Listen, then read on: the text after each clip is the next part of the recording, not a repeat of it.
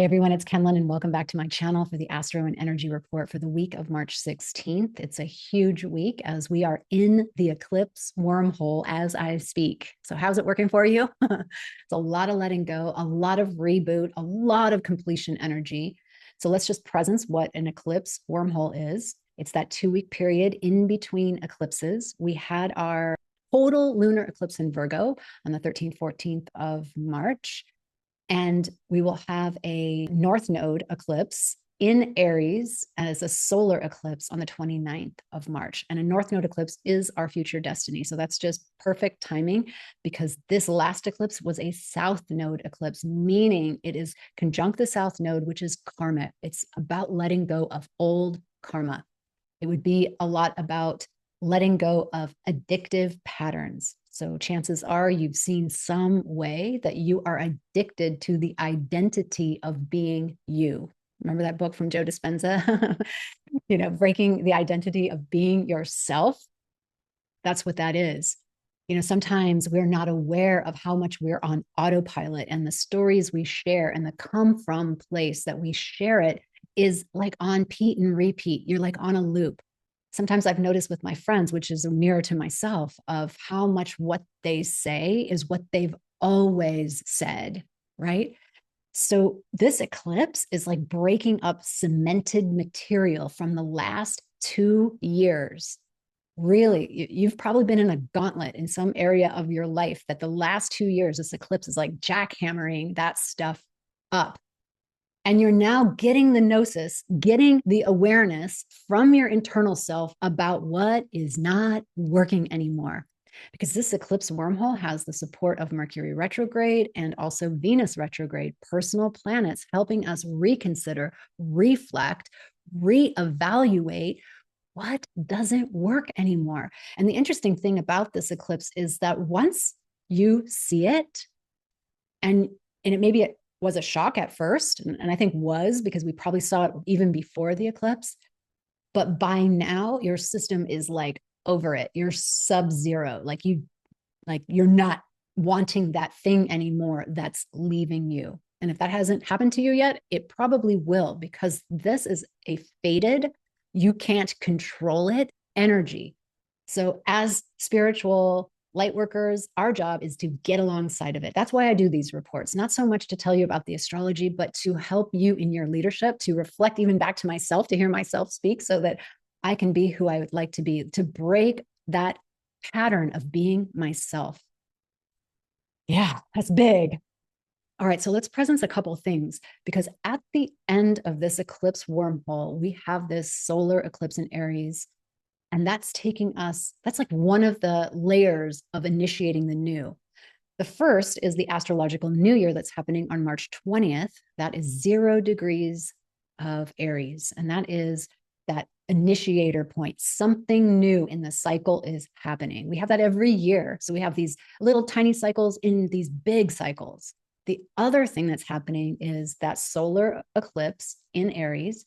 And then we have Neptune moving into Aries. So if you're in Aries and any cardinal sign, which is Aries and Libra and Capricorn and Cancer, y'all are getting a lot of initiatory energy, reboot energy.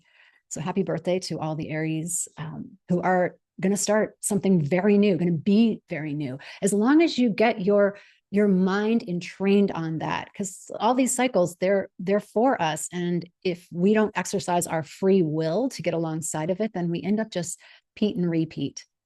And that's not what we're here for. We're really here to expand in our conscious awareness. So let's take a minute to pay homage to Neptune, because actually we're here because of Neptune.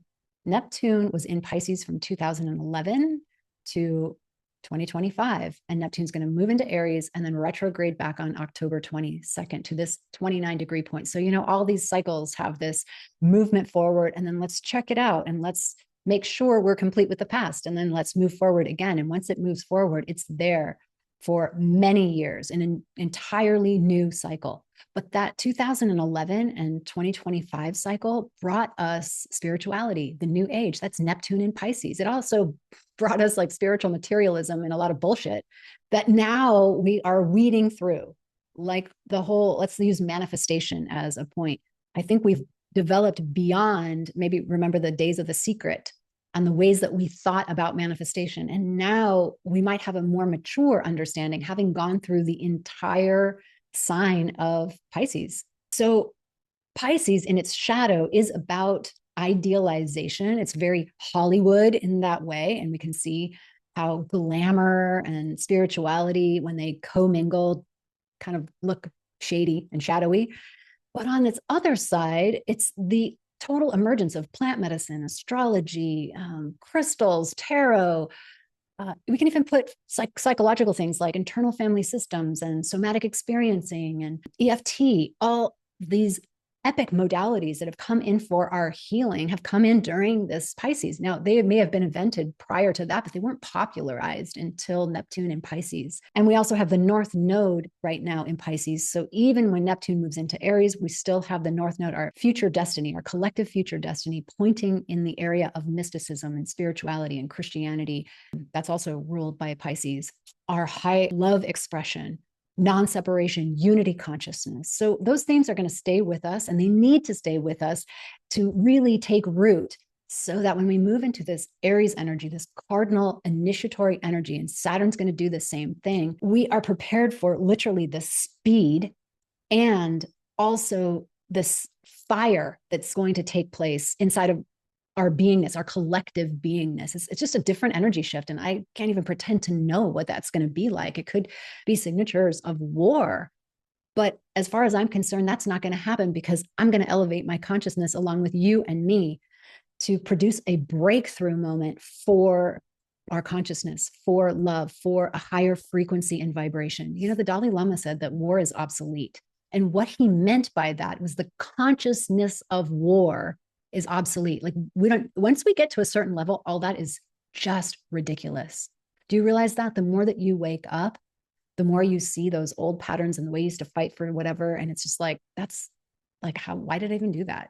We're going to become more and more like that as we get these spiritual awakenings. And we have Uranus in Taurus supporting this whole letting go with new opportunities. So it's not super linear that it's all about letting go, and then there's this point where we're going to start calling in the new. It's happening coterminously. And that's what's beautiful about it. So at this point, there's a sense of, I'm letting go and I'm so over it, and I'm embarking on the new. I'm living that. Those eclipses are right on me. And you can see this backdrop is going to be dissolving and going away as I pack up my home and just take the call to move forward into the unknown. I'm going on what I call a spiritual pilgrimage. And it's not to a designated holy site. It is to a place in my heart of frequency that I know that I will get these downloads. I'm just following that. It sounds crazy, but inside myself, it's super clear.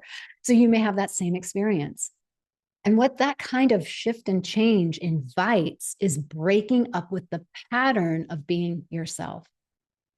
Because these retrogrades, Venus and Mercury, are having us reflect on what we no longer value, what doesn't work for us. It's an interruption. Like, we were just doing our lives on autopilot, and boom, interruption.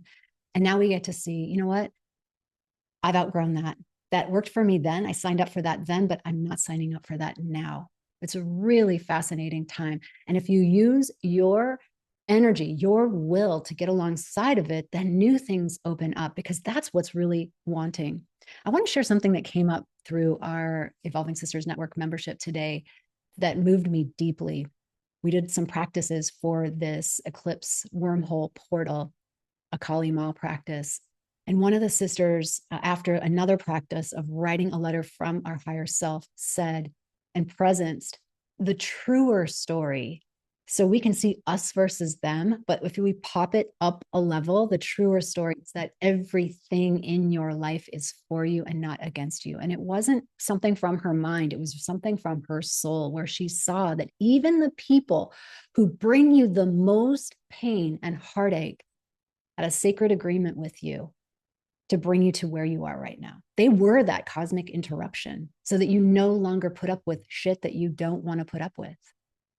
All right, so let's gather all the positive energy that we have generated here and beam it out. May all beings benefit from the merits of our efforts.